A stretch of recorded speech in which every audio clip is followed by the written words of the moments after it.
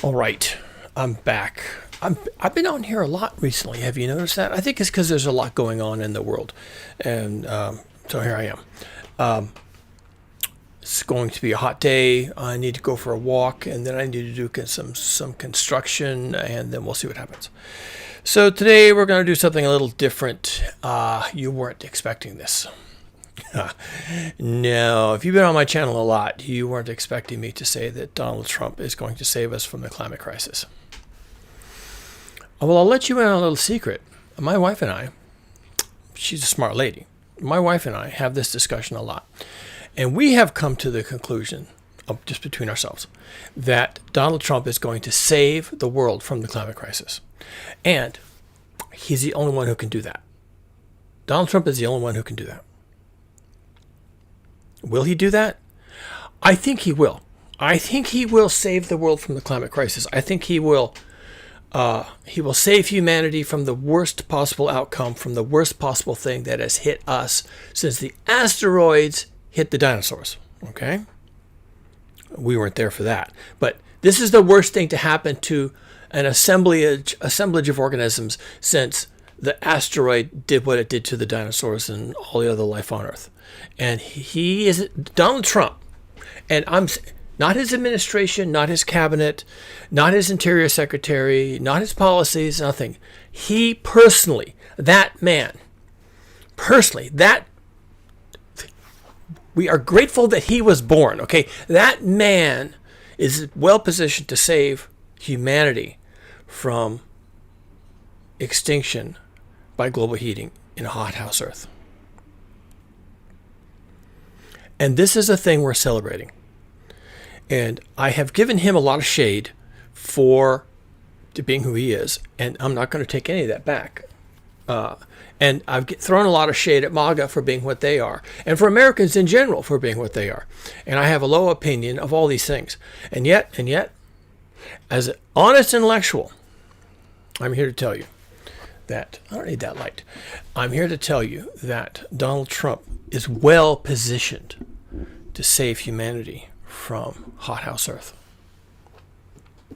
I know that's crazy. Oh, and by the way, Donald Trump is better positioned to save humanity from hothouse Earth than Gavin Newsom would be, that the Canadian Prime Minister, the UN, the Paris Climate Accords, the IPCC process, the COP process, all the scientists in the world, all the dignitaries in the world, all the ambassadors, everyone who believes in that climate change is a terrible threat to existential risk to humanity. All those people combined don't have nearly the influence in saving humanity from the climate crisis. All of them combined. If they even could work together, which so far they have not, but even if they could not exceed this one man and his capacity to save us from global heating. Allow me to explain. We'll just look at the headlines. I mean, this statement is actually drawn from the news, from the headlines of things that are happening in the world. Donald Trump is an idiot. His cabinet is full of idiots.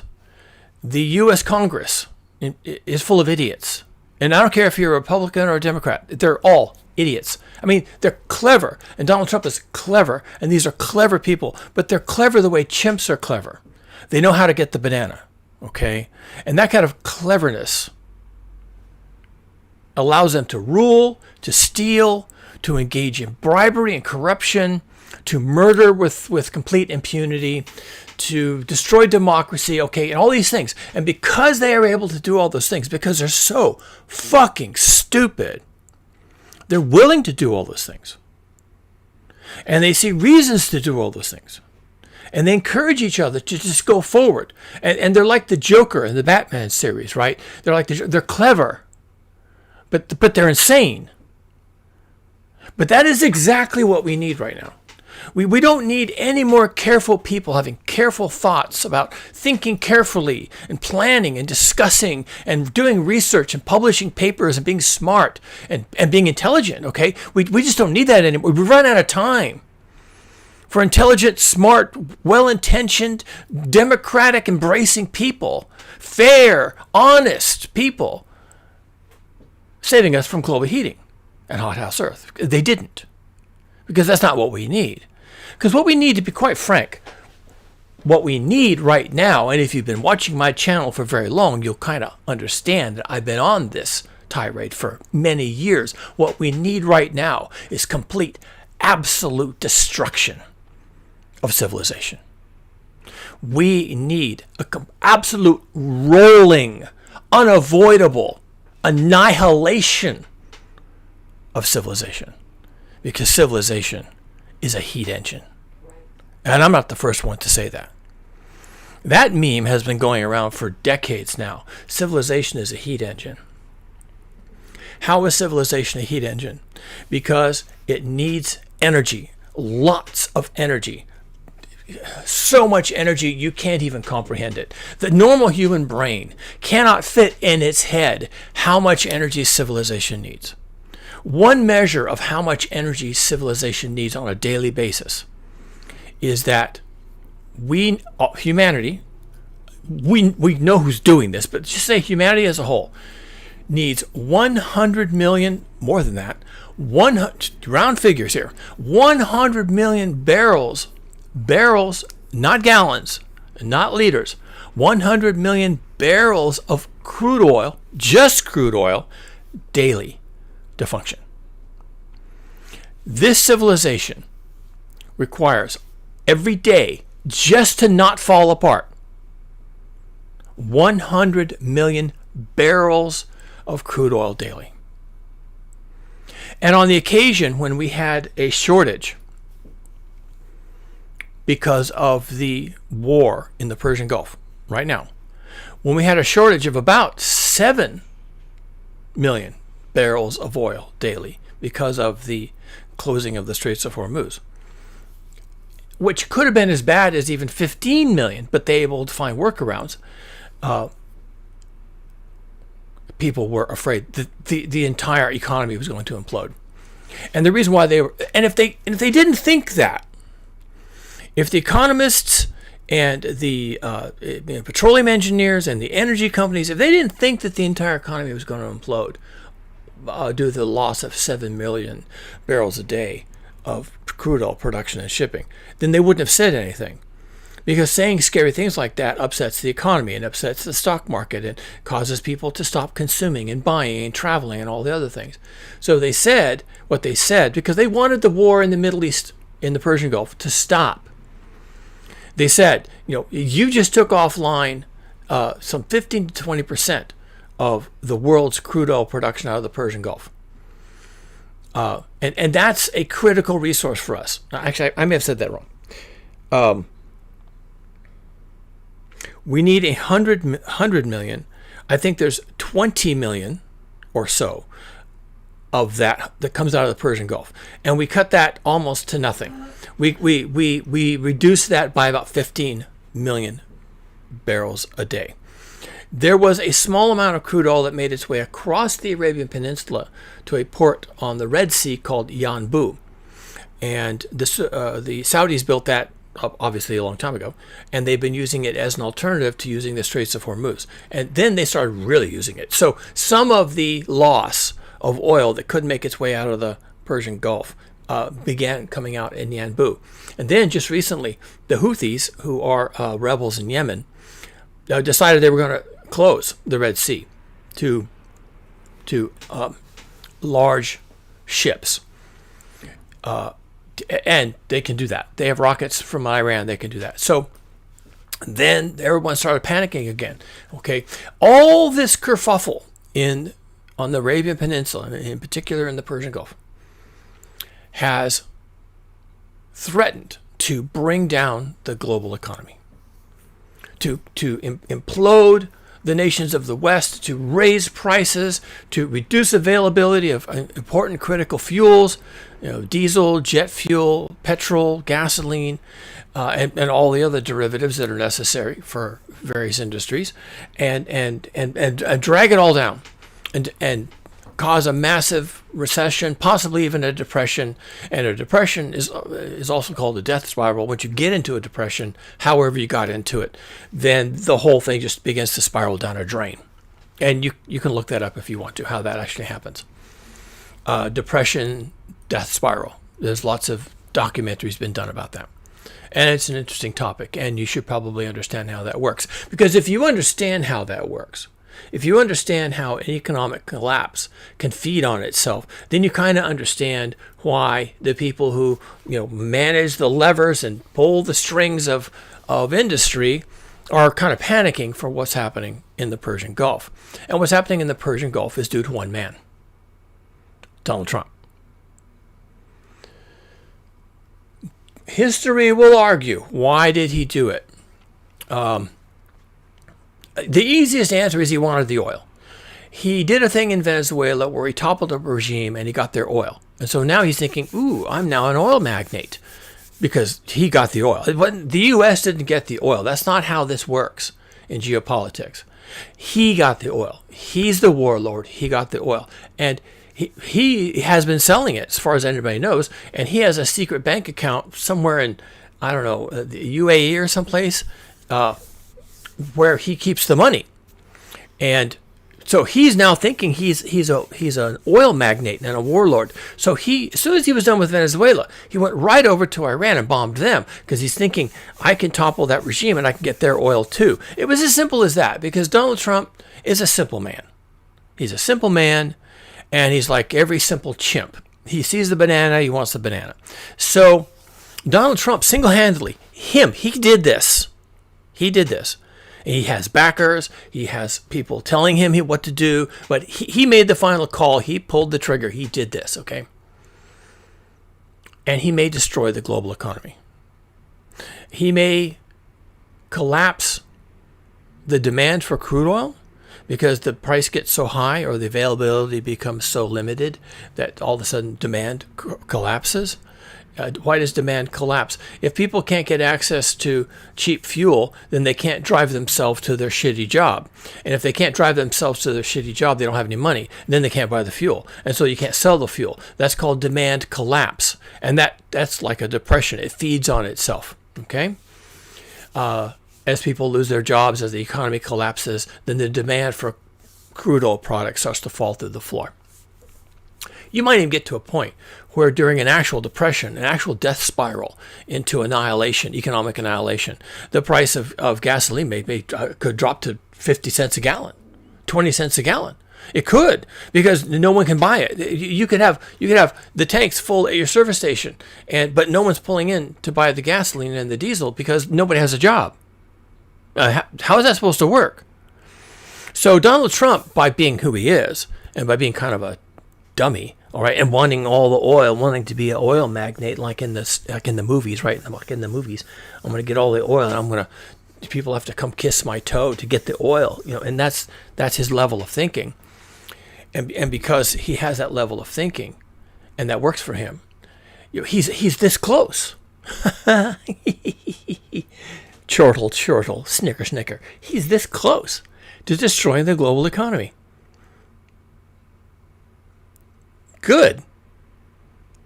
I like that. We need more of that. We need more people like that. Okay, actually, the one who got this started was Vladimir Putin, who also is not, a leaping genius. He's also I want, and he's just another chimp. And so he decided to invade Ukraine, and we see what that did. And Ukraine right now is blowing shit out of Russia's oil infrastructure. And that's damage that's going to take years, if not decades, to correct, and may never correct. So here we have Vladimir Putin, another chimp, who doesn't understand what he's doing, who's just kind of dumb. They say Vladimir Putin is not the sharpest tool in the shed. He's kind of a dummy, okay? And Vladimir Putin is doing this. He wants everything. He wants to be the next Genghis Khan. I'm going to be the next. I'm going to take over Europe. I'm going to take over everything. Okay, he blew up the world. Vladimir Putin, because he's a moron, blew up the world. He's a little guy with a little brain, a sloped forehead. You look at the guy. He looks like a moron, right? Every moron you ever saw on the TV looked like that guy. And so he's this moron with a gun. He's a moron with a gun. And he's got a gun, okay? And he's like shooting people that get in his way. And he's going to do this and that. He's been the next Genghis Khan, cutting everyone's head off. And, okay, well, he got what he wanted. And he blew up his own oil economy. Okay, more of that, please. Yes, we need a lot more of that. And Donald Trump, because he wants to be an oil baron, and he goes into Venezuela and he gets all the oil. Well, that was easy. Now he's going to go into Iran and get all the oil. All he manages to do is blow it up because he's a dummy. But that's what we need. We need more dummies with ambitions, like Vladimir Putin and Donald Trump. And who else? Who else could it be? I don't know. I don't even know. Where's the next big pot of oil? There's oil in the North Sea off of the UK. Oh, okay. So what if, here's a nice scenario. What if we got some, British dummy in prime minister, right? And he's going to go after he's going to get all the oil for the UK. He's going to do the thing that everybody wants. And so what if he just wages war with Norway and who else is in the North Sea? I don't even know. I should know these things, but I don't. So wage war with Norway, right? Attack Norway. Get all the oil for the UK. So he blows it up. What if the next idiot to be prime minister, number 10 Downing, decides he's going to get all the oil, become an oil giant, and so he attacks Norway and a big war. They blow up the platforms and they blow up the pipelines, and so now the North Sea is offline. So we took the Persian Gulf offline, Venezuela's offline, and we take the North Sea offline, and all these idiots, all these complete blithering morons, slope-headed chimps, are just blowing the world to rat shit. And I'm thinking, oh, well, I don't like these people, but now I like these people because they're going to save us from global heating. They're not, because we have global heating now. So you can't save us from something that's happening now, but they can save us from the worst. And the ultimate destination of global heating is what we call hothouse Earth. And hothouse Earth is the death of everyone, essentially. I don't know how any humans survive hothouse Earth. I really don't. Underground. What does that mean? You have to be underground. You probably never come out from underground. You're just living underground. So now what? How do you feed yourself? What? I say living underground. That's not a solution. That's just a reality. So we don't know what happens when we get to hothouse Earth. Probably everyone and everything dies. The whole planet burns and it looks like a moonscape, right? Or a Martianscape, if you rather. That's a planet that doesn't have anything growing on the surface, and it looks like rust, and that's probably what we would have. So to save us from hothouse Earth, that's a good thing. To save us from that fate, we need right now, and I say this a lot on this channel, without elaborating on how we might get this, but we do need this right now. We need a complete implosion of civilization, because civilization is a heat engine. And how is that a heat engine? It burns fossil fuels to the tune of 100 million barrels per day of just crude oil. And then there's coal, and then there's natural gas. Now, if someone can come along, if someone who is an absolute genius rather than a moron, if you had an absolute genius who came along and said, all right, I'm going to help civilization. I'm going to help the humanity. I forget civilization. I'm going to help humanity. I'm going to save you from the heat engine effect of civilization. We're going to completely rejigger civilization. And I have a 500-point plan, because it would be a 500-point plan. Okay, it's not like one slogan, elect me and I will save you from global heating. It's going to be a 500-point plan.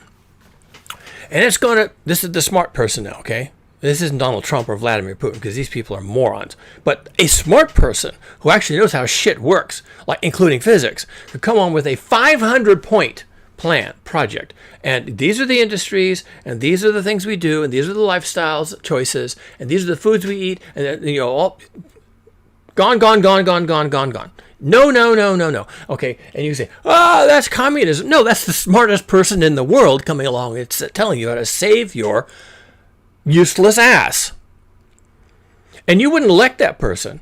But let's say that person was the richest person in the world, and they simply bought the election, which of course they can do. So they bought because that's how elections work. So they bought the election. They got themselves to be whatever it is. Probably has to be president of the United States. Which happened?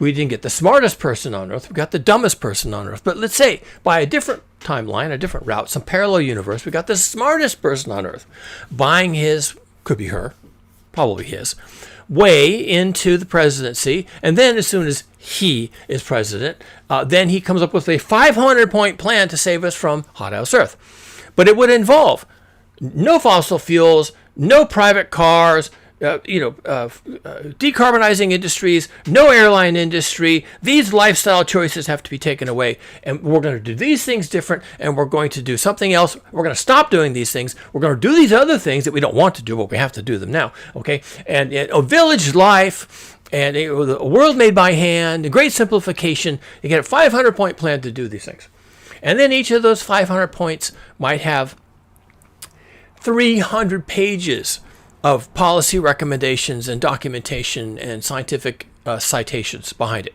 So you have 500-point bullet points for this plan, each one of which has 300 pages of policy documentation and justification. And the smartest person on the planet buying their way into the presidency, because it would have to be the president of the United States, because that is the source of all of our failure. Okay. We can't trust the UN. We can't trust the IPCC. We can't trust the individual nations of Europe. We can't trust the EU.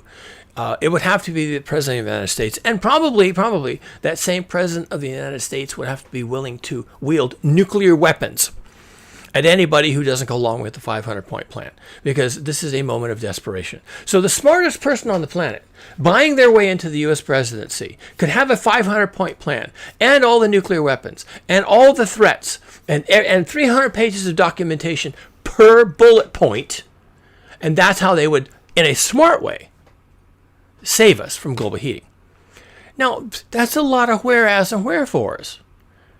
I don't even know who the smartest person on the planet is. It's probably me. And I don't want to be president. And I don't have that kind of money. And I wouldn't want the office. It would be a distraction. So how would you even have this person come to the front? Why would they give up their life of leisure, doing whatever they want to do, to save humanity? Why? Why would they do that? Convince me. If you want a project, convince me that I have to save humanity, because that'd be a good start. But I don't want to, because I don't care. So how would you get the richest person on earth who could buy any election he wants to spend his money, take his time out of his life, to go up there and have a 500-point plan, and then be willing to do whatever it takes to make that happen? Okay, it's not going to happen. You can't get that person. They don't want to do that. They'll get too much pushback, and then they're going to get problems with all the nations of the world not wanting to go along, and then there'll be a nuclear war about it, and then there'll be some other kind of conflict. And so you can't go the route. All I'm trying to say is there is no route through the intelligent approach with the smartest person, with the 500 bullet points, with the 300-page documents per bullet point. You can't have that person. But look what happened. Even though it's impossible for me to imagine the smartest person on the planet doing all those things and being successful, look what did happen, like on accident. And people didn't even stop to say if it was going to be a problem. We got Donald Trump, the moron, the slope-headed chimp who can only think all day long about bananas. We got a fucking chimp in the White House. And look what he did. He did exactly what had to be done. On accident. He blew up the world. He's blowing up civilization. And he didn't need 500 bullet points. He just needed greed and stupidity. He's had to be the greediest liar on the planet and the dumbest man on earth. And that combination, greed and stupidity, that was the trick. Not the smart people, not the debates, not the science, not the research, not the IPCC, not the COP, not the EU, not the UN. None of that made any difference. What made the difference? What was it that cut our oil supply by 15 million barrels per day, like in seconds. How did we cut 50 million barrels of oil per day from our appetite? In seconds. Because the dumbest man in the world wanted to fuck around in the Middle East. Why? Historians will argue about his motivations. I think it's just because he's dumb and greedy. That's the simplest explanation. Because he is those things. He is dumb. He is greedy. And if that answers the question of why he did this, well, then that's the answer. Because that's the kind of thing that stupid, greedy people do. But I don't care what his motivations are. And I don't care. What I'm saying is he is the perfect person to save us from hothouse Earth. Donald Trump is the only person on the planet who is capable of destroying civilization outright and ending consumption of fossil fuels outright. Does he intend to do this? That's a good question. I wonder. I wonder if there are days of absolute clarity when he thinks about what he's doing and he thinks to himself, yeah, it needs to burn. I wonder. He might. He might just have that feeling. Why would he? Because he's afraid. He's lonely. He's scared of his own shadow. He's told so many lies that the only way he can escape from prison for all the lies is if actually civilization just blows up. Eventually, he's going to get caught. And that means he goes to prison. And he just can't face that. You just can't face it. You can't face being caught, period. Like no gangster can face the prospect of being caught. And so, are there moments of clarity when he's thinking, I'm about to get caught, and the only way not to get caught red-handed is if I blow up the world? He might actually have that thought. And of course, that would be dumb. But look at the material we're working with here, folks. A corrupt, stupid, lying, cheating criminal who's about to get caught. So he's like the rat in the corner. And what do they say about the rat pushed into a corner? Okay? Yeah, they'll fight their way out. And if the way out for him is to destroy civilization so that there is no justice, he might have that thought. I doubt it. I really doubt it. I don't think he has any interiority. I don't think he thinks about anything. I think he's just like a rat. He's just like a rat, and when something comes at him from the left, he veers to the right. And when something comes at him from the front, he veers behind, okay? He's just on the run all the time, like a rat. And, a rat, they're clever, but they're not intelligent. Okay, I've had rats. Rats can be really smart. And you start to appreciate how intelligence can be found in nature in the strangest ways. But a frightened rat is probably just being clever, probably just trying to get away. It's not being real smart. It just tries to find a hole to run into. And so maybe that's what he's doing. I don't know. But again, as a practical matter, it doesn't matter to me. What matters to me is he's doing the right thing for Homo sapiens. The smartest person on the planet could not do in as short a time as he has done what had to be done. The smartest person on the planet with the smartest ideas and the most thought could put together a plan in many years of thought and could present that plan for many years of debate and could maybe get part of that plan implemented before he personally is swept off the stage, is probably just dead, right? Ashes, assassinated, whatever. But someone like Donald Trump can destroy civilization, not even meaning to, on accident, in seconds. Now, we don't have to celebrate that. My wife and I, we don't celebrate that. He's still a stupid, greedy moron. He's still a slope-headed chimp, okay? We don't have to celebrate the fact that the man's a moron. But in our quiet moments here, when we sit back and we look at the world, we look at what's happening, and, there's more missiles in the Persian Gulf and Kuwait and, Bahrain, and Saudi Arabia and the UAE and the oil fields and the pipelines and the ships are being sank and the in the Straits of Hormuz, and now it's the Anbu is under a missile attack, and they're closing the Bab al Mandab Strait, and and people are going like, must end. He must stop. He must lose. He must back away. Give the Iranians whatever they want. And he refuses because of his stupid ego, and he's too stupid to understand what he's doing anyway. He just wants to win. That's all he can think about is win. Give me the banana. And my wife and I were like, oh, this is interesting. Hold on. Did he just cut off 15 unilaterally by himself without even meaning to, just on accident because he's dumb? Did Donald Trump just cut off 15% of the world's supply of crude oil? The Paris Climate Accords, signed 11 years ago by all the nations on Earth, didn't accomplish anything like that. We've been doing nothing but increasing our consumption of crude oil in that intervening period. And we've increased our carbon dioxide emissions into the atmosphere in the same period of time. And yet Donald Trump comes along and just by being dumb, remove 15% of crude oil production from the global stage.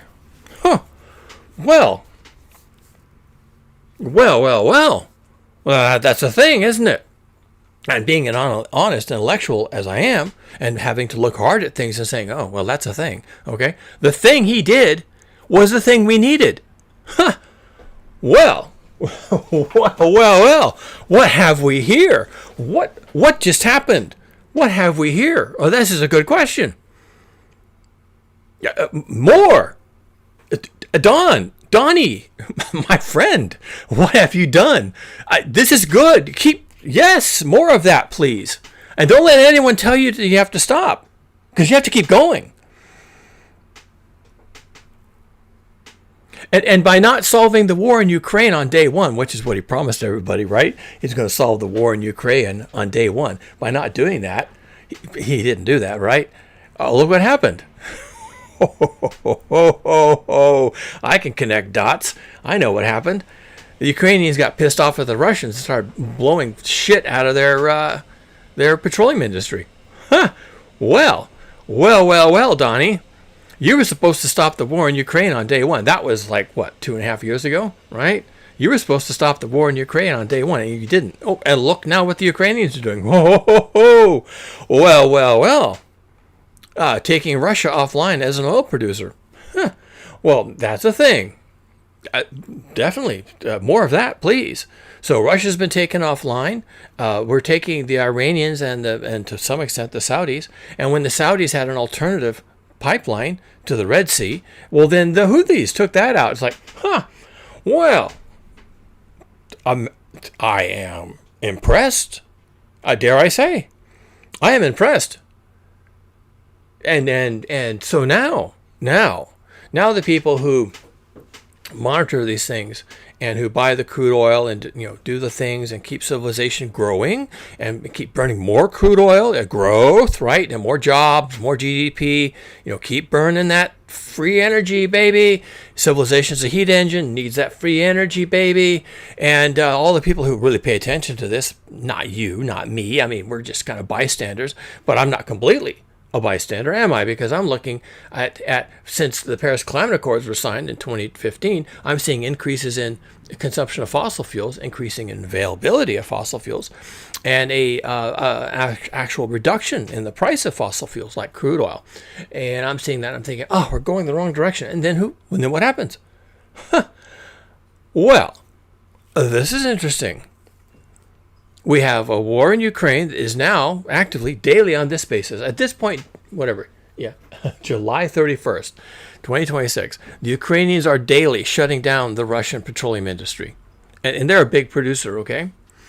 That's interesting. And now the Donald Trump with the CENTCOM and the U.S. military and the Israelis, they're off in the Persian Gulf and they've shut down the Straits of Hormuz, and now they've shut down the BAM, and pretty soon something else is going to get shut down. And I'm thinking, all the things we promised to do in 2015 are now happening.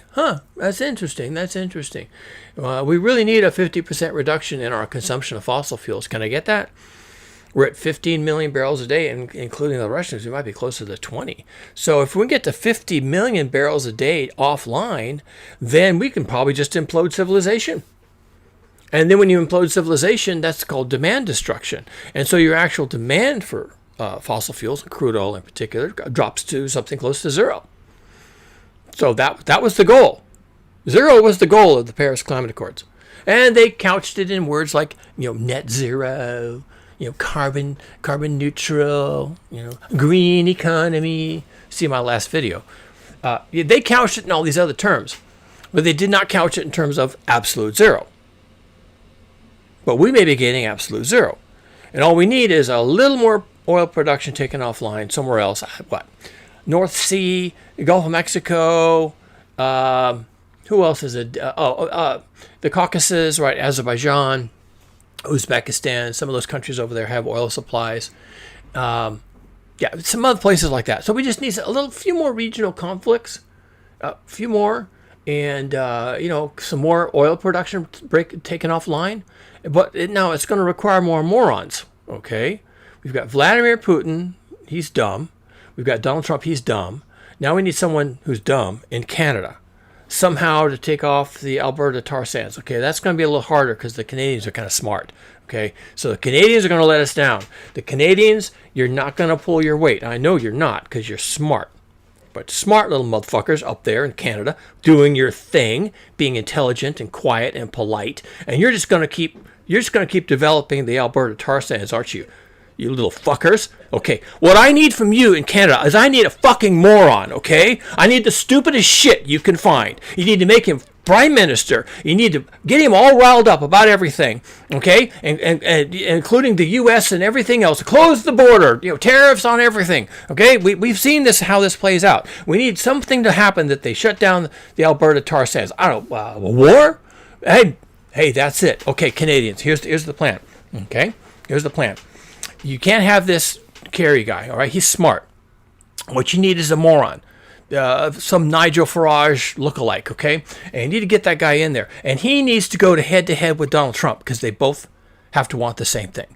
And pretty soon, Donald Trump, because he's who he is, he will invade Alberta. Okay, Donald Trump from our side will invade Alberta. It'll be a big dust up in Alberta. Okay, bombs, missiles, penetrating bunker busters, the whole thing.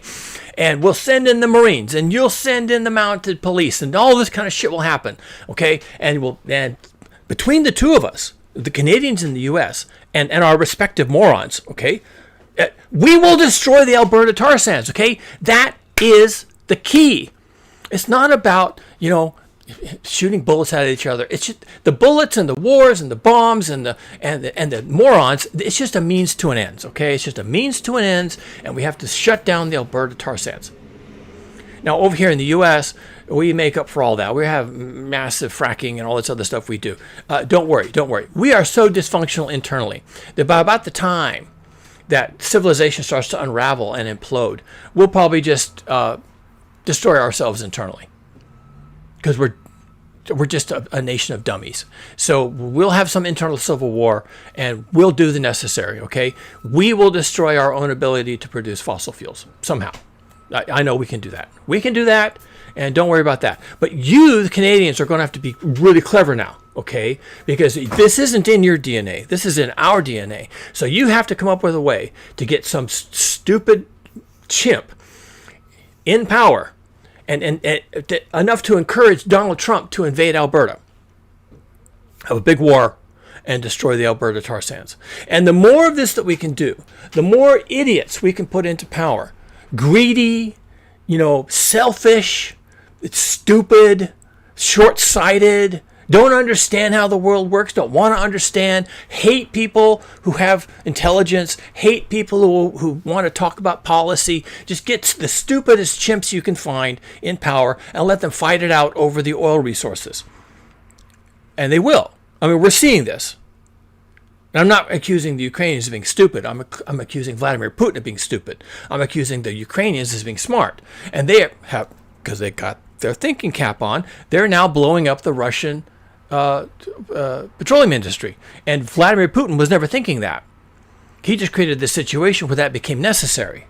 So that's what we need. We need more of that. And so the Canadians, you must do the necessary. You must come up with a scenario where the Alberta tar sands can become a war zone.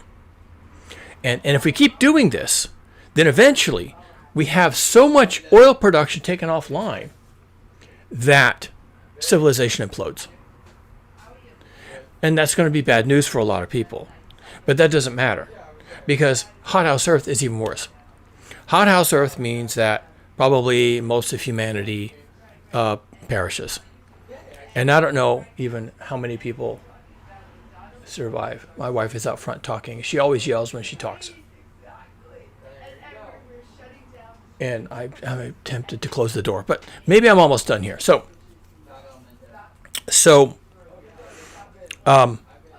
yes. So just to circle back, Donald Trump is really doing a service for humanity. He didn't intend to, and he doesn't know that he is. And when historians write about him later, should he still be alive, when they write about him as saving us from global heating and hothouse Earth, he won't even understand what he did, or what he won't even want that attributed to him.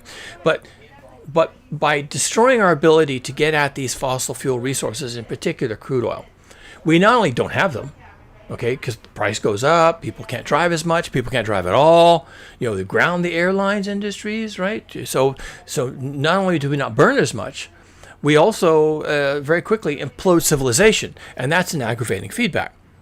When you implode civilization suddenly, then demand is destroyed. When people don't have jobs, people don't have travel plans, people don't have money, then their ability to engage in these lifestyles that burn so much fossil fuel, it just collapses, and that's demand destruction. She's just yelling so much. Such a distraction. And that's how we get saved from global heating. We get saved from global heating, and in particular hothouse Earth, because there's a certain amount of global heating now that we're just dealing with, and you can see it, I can see it, and we know it's there and it's not going away. So we can't get rid of that amount of global heating, but we can get rid of what's worse that might be coming. And the only way we can do that is to collapse to zero, or effectively zero, the consumption of fossil fuels. And the best way to do that is to collapse civilization.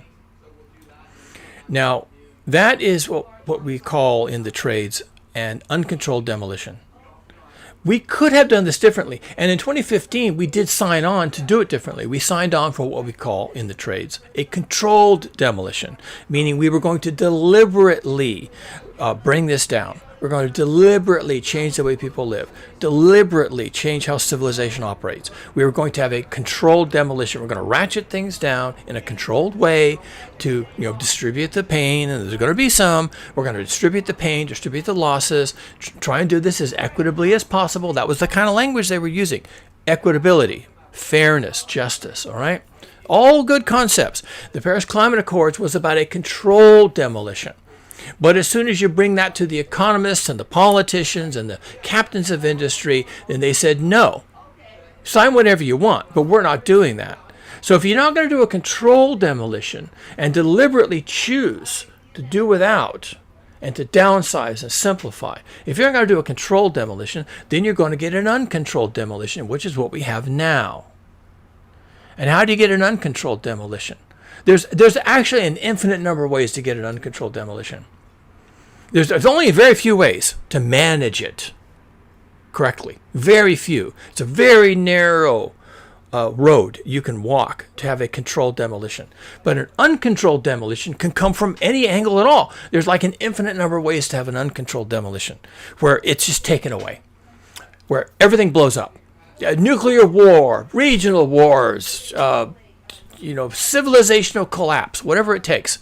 Whatever is uncontrolled comes out of nowhere. No one saw this coming, and nobody could prepare, and no one could plan. It just happens, and everything collapses, and then all of a sudden, you're not consuming fossil fuels. That's an uncontrolled demolition. And mind you, you get to the same place. So whereas people like me, thinking people, long list of things we could do, lots of scientific citations, research, all this engineering, all the best people, right? Well, people like me who think a lot, we want a controlled demolition. We want to make sure it's fair, and we try to preserve as much culture and as many people as possible. Bring everybody along, have a controlled demolition, and simplify and fewer fossil fuels. And finally, we get down to here, and maybe the world is much quieter. There's not as much travel. People are living more locally, hyper-local. And, we get down to this, but there we are, right? And we avoid the worst of global heating. That's a controlled demolition. But instead, we got this. And after 11 years of not getting the controlled version of this, after 11 years of industry and economists saying no, no, no, no, no to every possible proposal to do a controlled version of this. No, you cannot have this. Well, now we have this because of whatever got us here. So that's what I wanted to say. I wanted to give full props to Donald Trump and his cabinet and the MAGA people and all the other people who were part of that. And I could hear you. Yeah, and you're out there yelling. Always close the door if you're going to do that. I want to give the full credit where credit is due. They don't want that kind of credit. That was not their plan. They wanted $2 a gallon gasoline. And Donald Trump was promising them $2 per gallon gasoline. And they elected him to get $2 a gallon gasoline. Well, now gasoline is over $4. And it's probably going to become $5 and $6 in the coming weeks and months. Because we can't stop this now. I don't think. I mean, maybe we can, and maybe they can do price fixing and some other communist type of thing, and determine what the price of gasoline is and enforce that. And maybe there's a government program. The government did buy a bunch of gas stations and started selling gasoline at a reduced price, just so they could brag and say, see, here's a point in America where the price is less than it is elsewhere in the country. And that's just government subsidies. I mean, they have money to do that. So for political purpose, they're called freedom stations or something like that. It's freedom everything. Anything Donald Trump does in his cabinet is always freedom this, freedom that. It generally has nothing to do with freedom. In fact, the freedom stations are communism, right? It's price fixing. So we're doing communist freedom stations. Go figure that out. And so you can buy gasoline at the freedom stations for like $3.50 or $3.60 a gallon, and elsewhere in the country it's like $4.20. So, all right, the freedom stations, the communist freedom stations funded by Donald Trump to try and make a point, is still not $2, right? So, what's up with that? But it's communism. It's central planning, and that's not going to work. That didn't work for the Soviet Union, and that's not going to work for America. Central planning, setting the prices and trying to figure that out, make that work, it's not going to work. It just doesn't. Central planning is a joke. So, if they're going to pretend that they've solved the problem and saved the world, but what they're really doing is demand destruction in an uncontrolled demolition. And we'll see where it goes. We'll see where it goes. I got other things to do, so do you. But I just wanted to have that. Some of this is tongue-in-cheek, right? Some of this is me joking around, but it's not, okay? I'm not joking around. This is a net benefit. This is the right thing. It's a thing we signed on to do with the Paris Climate Accords. And in fact, I think in 7 years from the signing in 2015, so that places us at 2022. Within 7 years, the plan was to have a 50% reduction. We didn't get that. We got increases instead. But now we've got a 15% reduction by 2026. So came late. It's not completely what we signed on for. And yet, I'll take it. I will take it. More of this, please. Shut it all down when you can get around to it. And if it takes idiots who don't understand how anything works to be like a bull in a china shop and just break everything, I'll take it. Because the smart people didn't do anything. See my last video. The smart people didn't do anything to save us from this. So it turns out it's the dumb people who are going to save us from this. I'll take it. Okay? Whatever it takes, I'll take it. And so will you. And you won't like it, but it will save you all the same. Have a nice day. And when you hear about the price of oil going up, and you hear about the price of gasoline going up, and you hear about just no availability, long lines, right? People fighting at the service station to get the pump handle, then they get it in, and nothing comes out. Okay, when you hear about that happening, just sit back and tell yourself, just remind yourself, even though it's painful, remind yourself, actually, we need this. Because none of us wants to live in a hothouse Earth. Because living in a hothouse Earth means basically dying. You don't live in a hothouse Earth, which we're going to get if we don't put an end to this. If we don't implode civilization and we don't stop the consumption of fossil fuels, and however we have to do that, and whoever does that for us, by whatever means, however stupid they are, or however clever they are, we tried clever, that didn't work, we'll go with stupid, okay? Clever didn't work, let's just go with stupid. So when you see your world falling down around you, just always sit back and reflect and say, well, at least this saves us from hothouse Earth. And hopefully it will.